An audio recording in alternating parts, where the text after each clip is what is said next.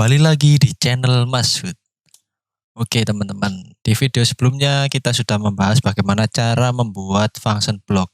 Untuk di video kali ini saya akan memberikan tutorial bagaimana cara memasukkan atau menulis instruksi di dalam function block. Untuk yang sebelumnya kan cuma data digital. Ini nanti saya akan membuat instruksi. Oke, kita buka function blocknya, bisa lewat sini atau kita klik 2 kali di function blocknya. Nah, seperti ini. Oke, nanti kita akan memasukkan data dan mengeluarkan data dari function block tersebut. Untuk memasukkan data, kita kasih input, ini klik kanan, insert variable. Untuk sebelumnya kan kita pakai boolean. Untuk selanjutnya ini kita pakai integer. Jadi kita beri nama misalkan memory underscore input. Kalau tidak pakai underscore itu tidak bisa. Soalnya kita pakai underscore. Oke. Kita kasih integer. Oke. Lalu kita tulis data outputnya. Ini memory output. Oke. Jadi kita nanti memasukkan data dan mengeluarkan data tersebut. Ini semisal nanti coilnya, ketika coilnya aktif seperti ini, dia akan memindahkan data dari memory underscore input ke memory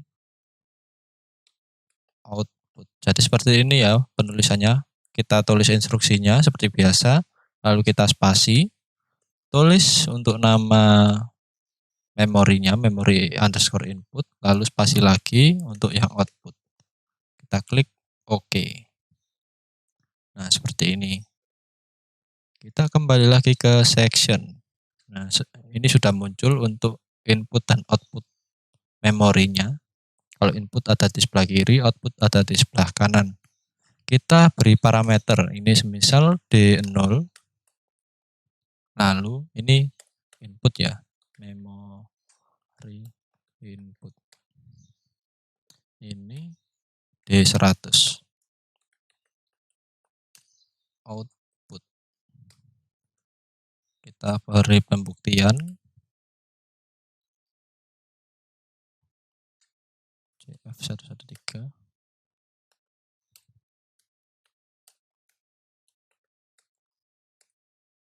Apakah benar nanti D0-nya benar-benar pindah ke D100. Lalu kita bisa simulasikan.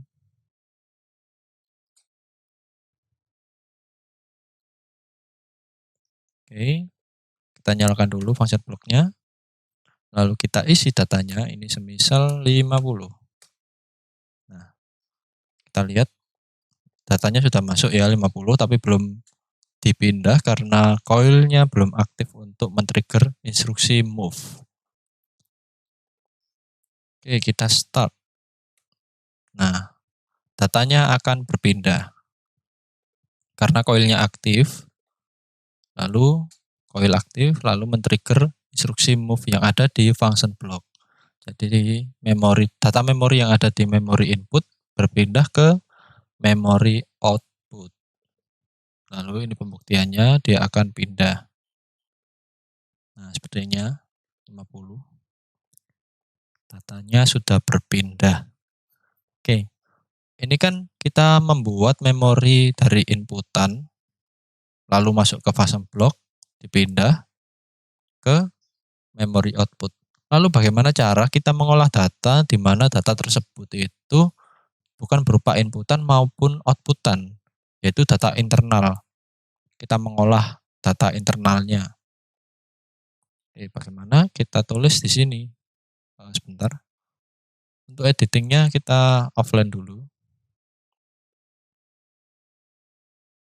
Lalu kita edit, kita buat memori internal. Ini insert variable memory internal 1. Nah, bedanya kalau ini pakai internal, kita klik advance, kita isi data memorinya. Jadi data memori ini tidak ditulis di luar atau di section 1 tadi, tapi ditulis di dalam function block. Misal ini D300. Oke, klik OK. Lalu kita buat lagi untuk memori yang kedua.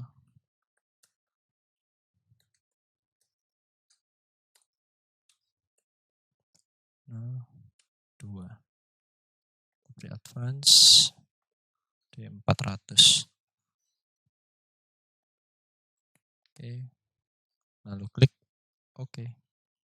Di sini ya. Jadi saya ingin nanti ketika coil on, data yang keluar adalah data dari D300 ini internal 1 ke memory output. Ini saya ganti saja. Tinggal ganti memori internal 1. Oke. Lalu ketika coilnya off,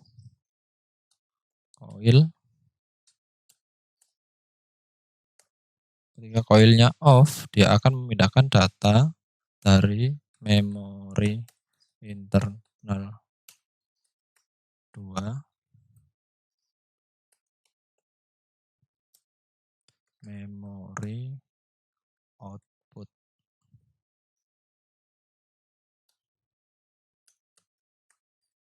Ini jangan sampai salah penulisannya ya, harus sama dengan yang ada di daftar tabel. Oke. Nah, untuk datanya, data memori 1 atau 2 itu berasal dari mana? Kita buat saja sebuah instruksi penjumlahan atau pengurangan. P_on. Misal data memori internal 1 itu selisih 50 dari memori input. Kalau data internal 2 itu lebih banyak atau selisihnya lebih banyak 50. Jadi yang internal 1 itu lebih sedikit 50 dari data memori 1 input. Kalau yang memori internal 2 itu lebih banyak 50 dari memori input. Kita buat saja seperti ini. Memori input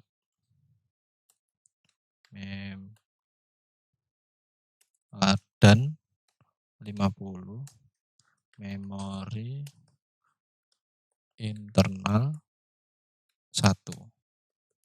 Kalau ini kebalikannya, kita kopas saja, lalu ganti tanda penjumlahannya. Ini yang 2. Oke ya. Jadi memori input 1 itu lebih sedikit 50 dari memori input. Lalu memori internal 2 itu lebih banyak 50 dari memori input. Jadi seperti itu. Kita coba.